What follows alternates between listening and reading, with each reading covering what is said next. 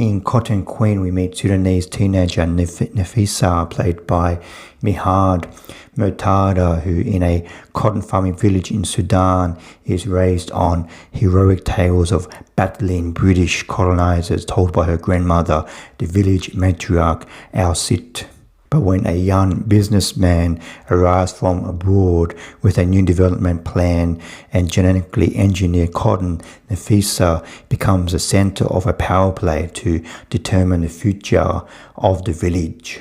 Awakening to her own strength, Nafisa sets out to save the cotton fields and herself. Neither she or her community will never be the same again. Cotton Queen is directed by Susanna Morgana, and this film is her directorial debut, and Cotton Queen just debuted at the 2025 Venice Film Festival in the Critics' Week competition. Cotton Queen is a pretty impressive directorial debut. This film is enriched with Sudanese culture and traditions, and the lead character Nafisa, played by Mihad Murtada, she has to battle these traditions against her will throughout her life and throughout this film. This film is about 3 generations of women in one family: Nafisa, her grandmother, and her mother, Babika.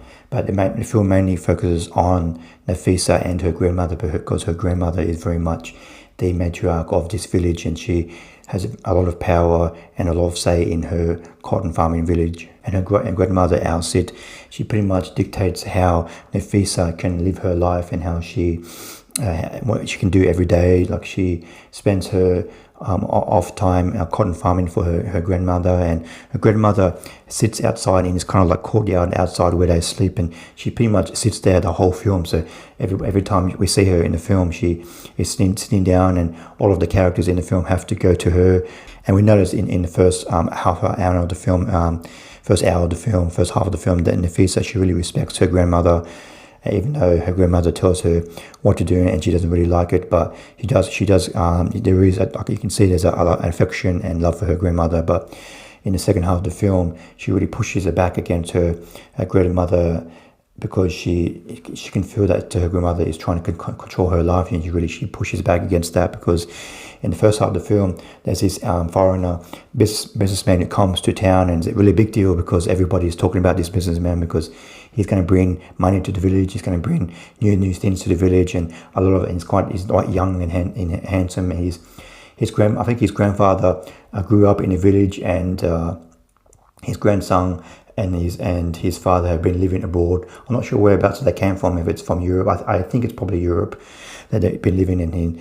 And this businessman, he's come back to settle in this Sudanese village. He wants to really get back into his Sudanese roots.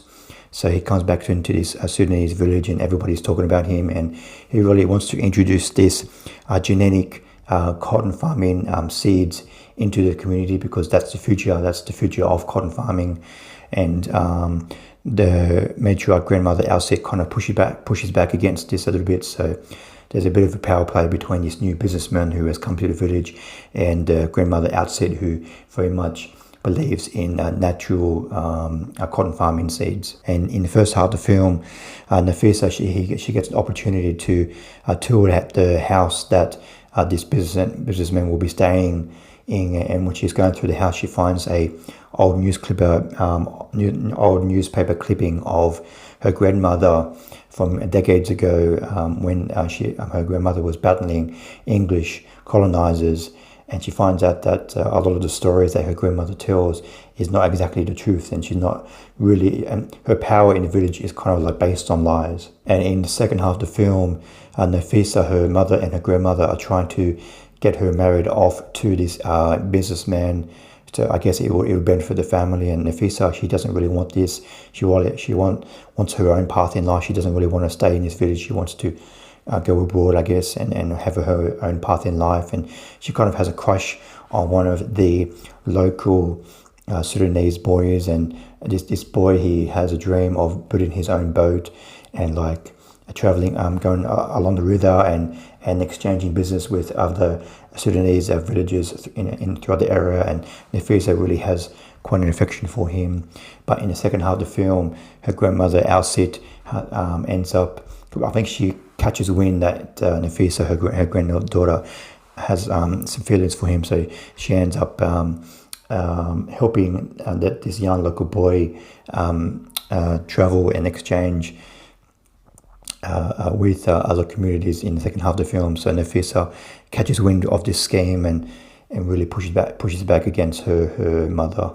But as I said before, this film is so enriched in Sudanese culture and traditions, and there's so many things that Nafisa can't do. Like, she can't go to the river, she can't play with these certain people, and there's a certain way she has to act, and the people who are dictating this to her are not men, it's the women. So it's the women in this village who dictate what everybody can do, and Nafisa, I guess these women, her mother and her grandmother, they were forced when they were younger to grow up like this. So they kind of like as revenge, they're forcing their granddaughter Nafisa to grow up in the same way. But these teenage girls, and Nafisa and her teenage friends, they have like smartphones, they have internet, so they can see how the outside world are living, and they are pushing back against these cultures and these old traditions that they have to that are forced upon them by the older generations. For me, the story is quite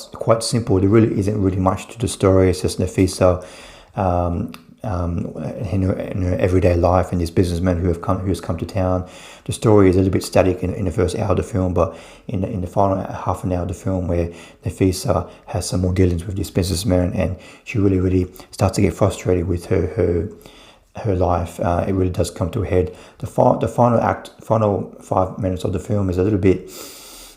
Comes out of, I understand what the goal of that final scene was, and it is quite affecting, but it just kind of came out of nowhere a little bit for me. So even though it was quite effective, but it didn't really wasn't really a detriment for me for the film. I still found the film quite powerful, even though the story was a little bit simple, and that final scene of the film did feel a little bit unearned for me. I have to give a shout out to the performances in this film. The director has assembled a non-professional cast, and the three generations of women in this film are very impressive. And Nafisa, played by Mahad Matuda, she really carries the film. She's pretty much in every scene of the film, and her grandmother, Alcid, played by Rabah Muhammad Mahmoud, she is very impressive in the film. I give Cotton Queen 3 stars out of 5. If you're a patient viewer, if you stick with this film, the story is a little bit simple, but if you stick with this film to the final act of the film, it is quite powerful. This film is so enriched with Sudanese culture and traditions and flavors. There's so much to feel, and you can kind of like feel the culture like coming through the screen in this film, and it has a nice non-professional cast that is quite impressive, led by Mihad Matuda and Rabah Mahmoud. So I definitely recommend checking out this film, Cotton Queen. Thanks for watching. What did you think of Cotton Queen? Please comment below what you thought of the film. See you next time. Bye.